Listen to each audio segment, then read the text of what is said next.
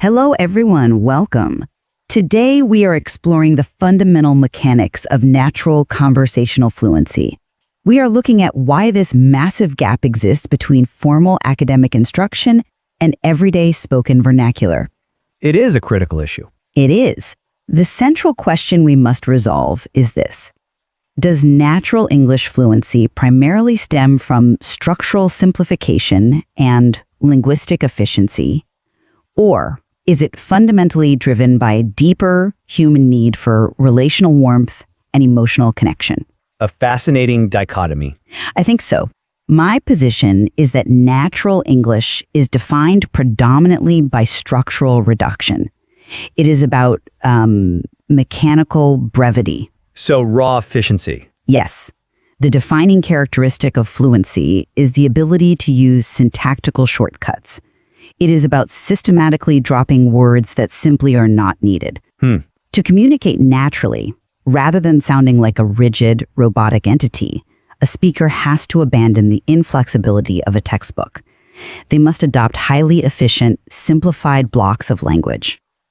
Optimization is the true engine of fluency. Well, I approach this from an entirely different framework. I argue that the structural reduction you are talking about is merely a secondary byproduct. A byproduct? Yes. It is a side effect of a much more profound mechanism. That mechanism is the human prioritization of connection over grammatical perfection. I say. Conversational fluency relies fundamentally on using holistic language blocks, not to save time, but to convey a specific feeling. It is about establishing a shared rhythm. But surely speed is a factor. Not the primary one. The ultimate objective of an everyday conversation is not just to speak faster. It is certainly not just to produce shorter sentences to save breath. The goal is to manifest emotional warmth. We want to establish interpersonal rapport. Right. Keeping our interactions light and friendly is what actually dictates the structure of our speech. The social intent molds the grammar, not the other way around. Well, if we want to see this optimization in action, there is no better starting point than the very first words we speak every day. Think about a typical morning routine in a shared house. Okay, early morning interactions. Right. You have individuals waking up, perhaps family members or roommates, interacting before they are even fully alert. A speaker operating entirely on textbook principles might formulate a greeting such as, "I wish you a pleasant morning." Which no one says. Exactly.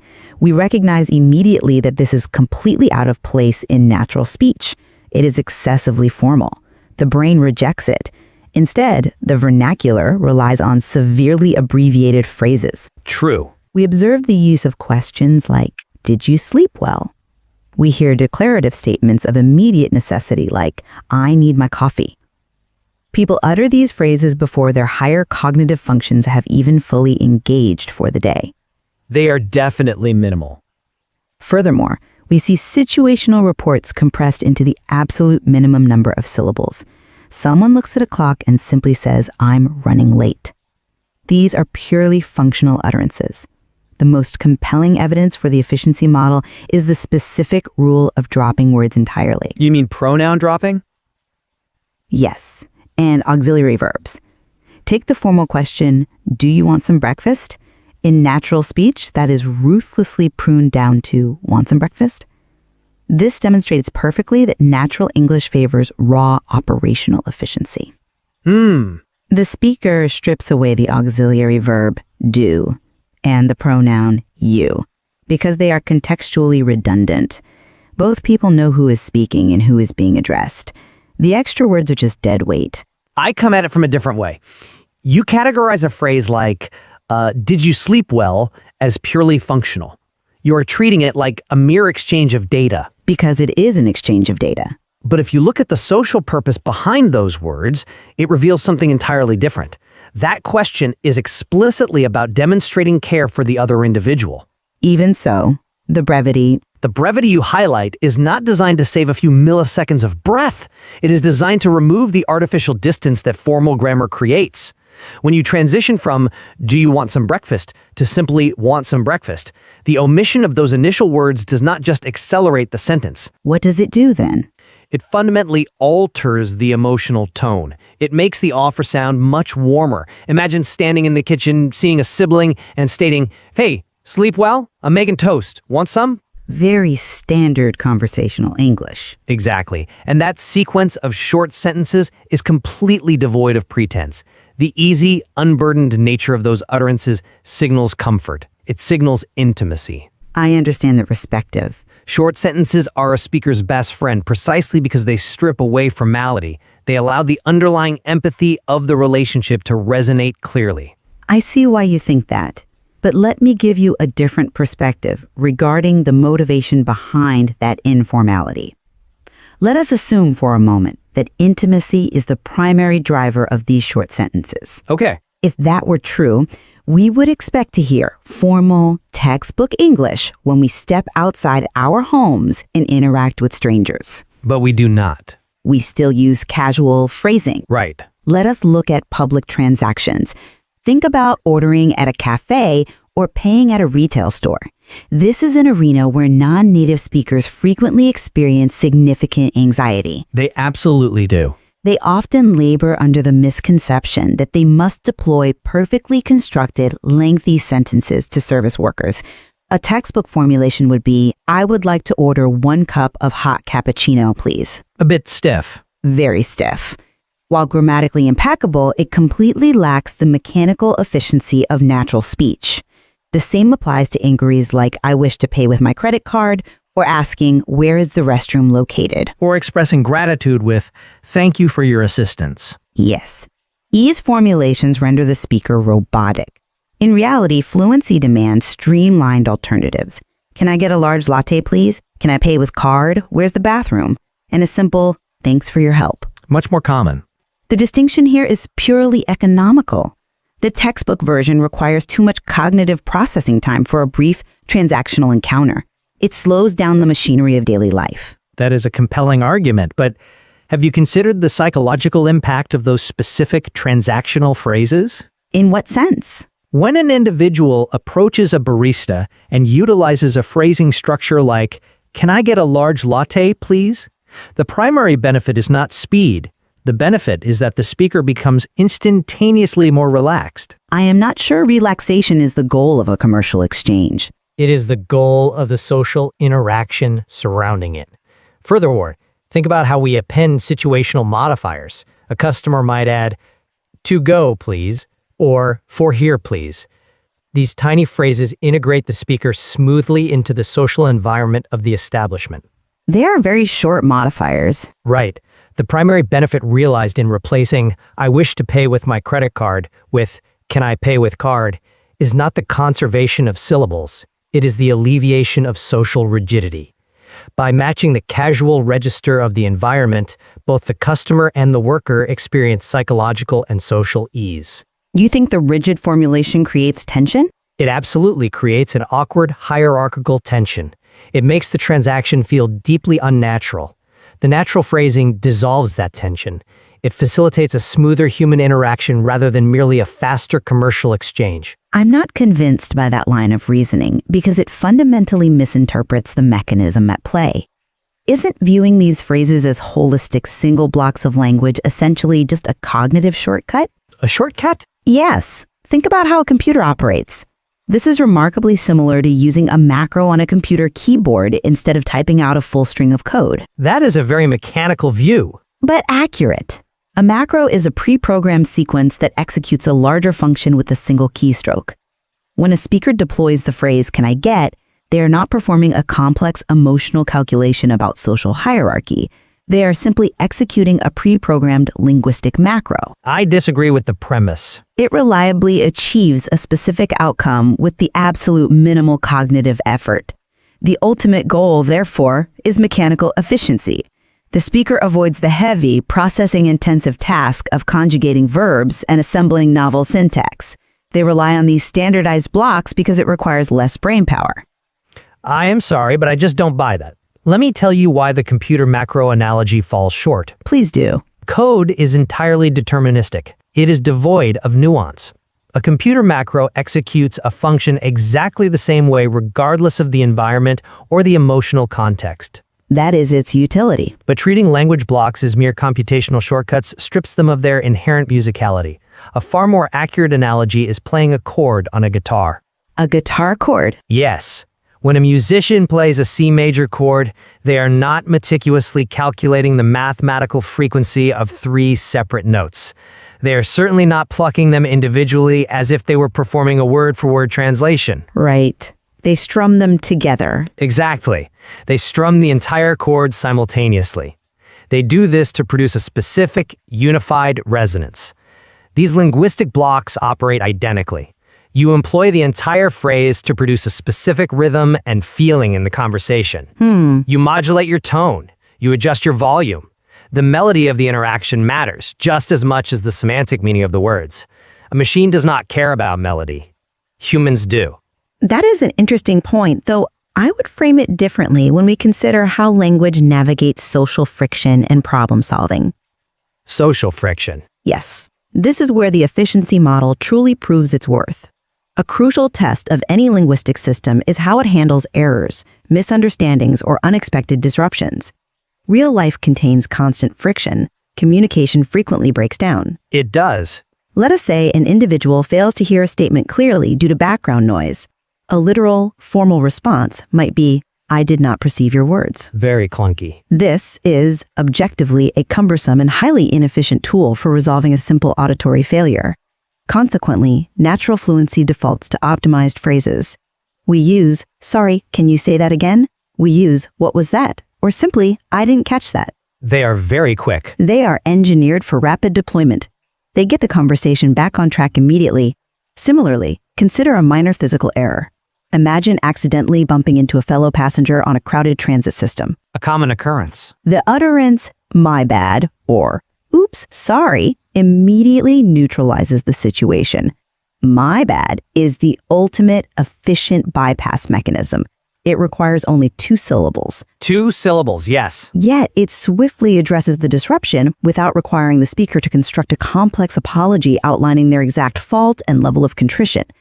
It is pure problem-solving efficiency. Your analysis of "my bad" captures its swiftness, but it entirely misses its actual purpose. "My bad" is fundamentally a tool for emotional management. It is not merely a time saver. How so? Let us look closer at that scenario on the bus. When a person bumps into someone in a crowded public space, the immediate danger is not a loss of time. The immediate danger is the potential escalation of interpersonal conflict. Well, yes, people can get angry. The body experiences a minor spike in adrenaline. "My bad" operates as a highly effective social lubricant precisely because it is inherently casual. It acknowledges fault, yes, but it simultaneously signals that the infraction was minor and unintentional. It diffuses the tension. It keeps the mood light. It lowers the emotional temperature of the room.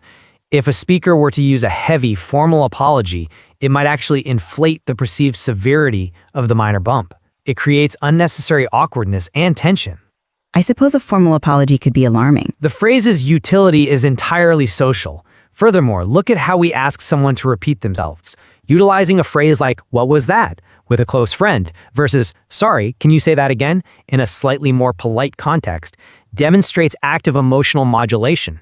The speaker is actively adapting the rhythm of their speech to maintain connection based on their proximity to the listener. A computer macro cannot do that.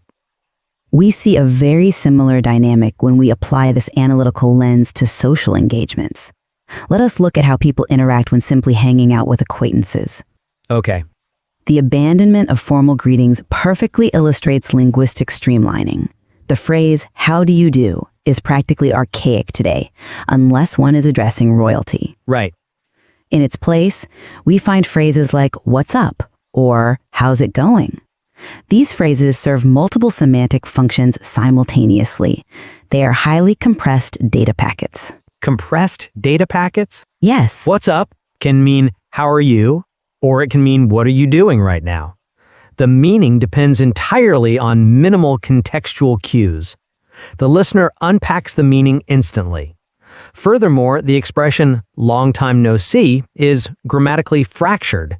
It breaks several rules. It breaks several rules of formal structure. yet it is universally understood. This proves unequivocally that formal syntax is readily sacrificed for brevity.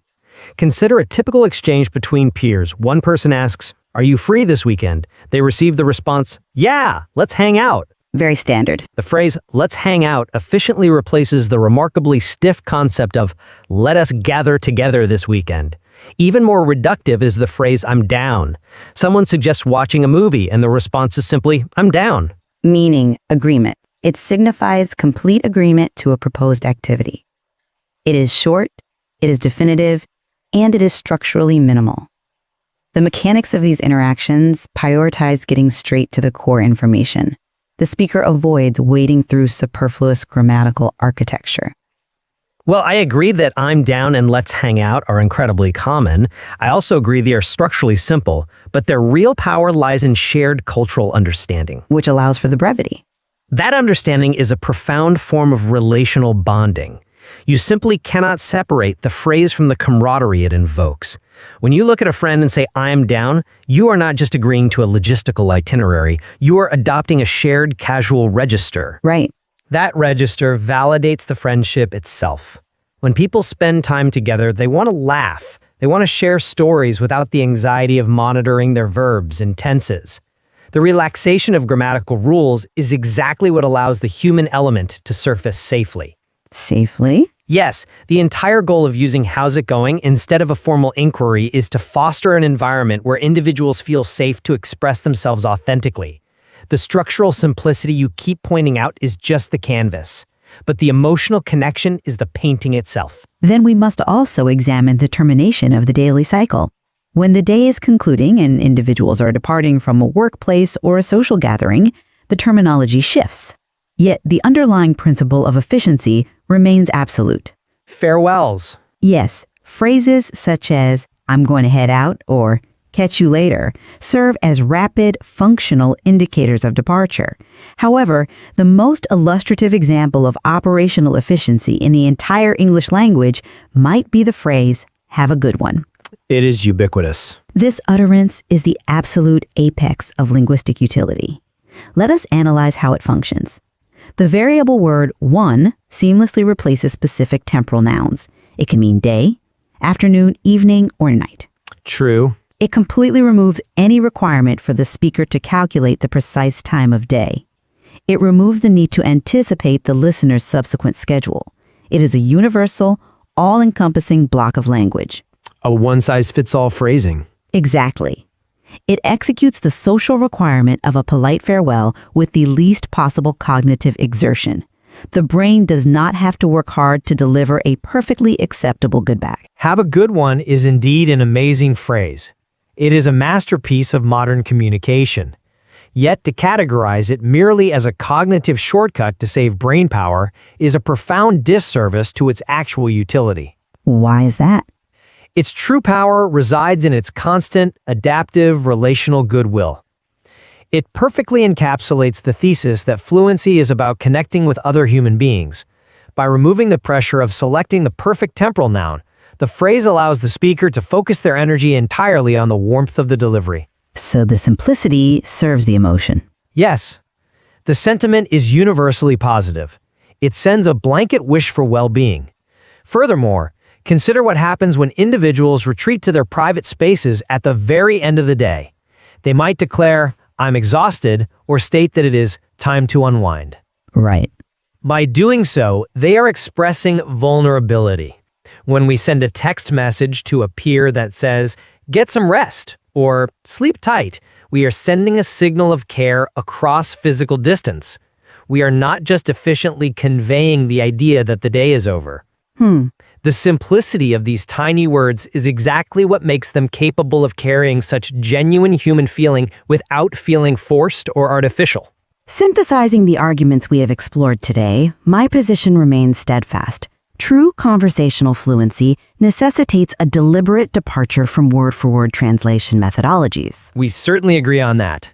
The formal, thick textbook English, characterized by complex sentences and rigid grammatical adherence, fails in daily life precisely because it isolates the speaker mechanically.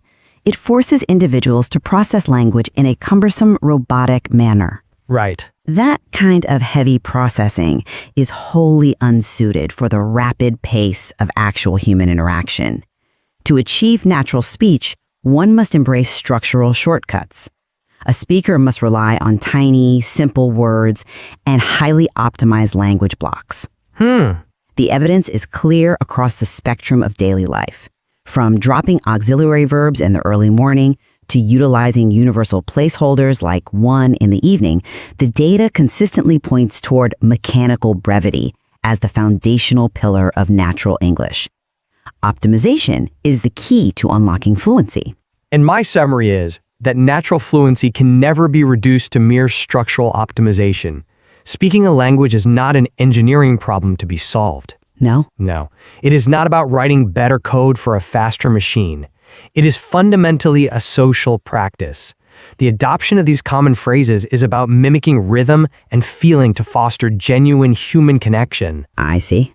Formal textbook language fails because it isolates the speaker emotionally. It places an artificial barrier of academic rigidity between individuals who simply want to understand each other. We use casual blocks of language because they remove the anxiety of perfection. Right. They demonstrate that minor mistakes or dropped words are not failures of mechanics. Rather, they are necessary steps towards smoother, more authentic communication.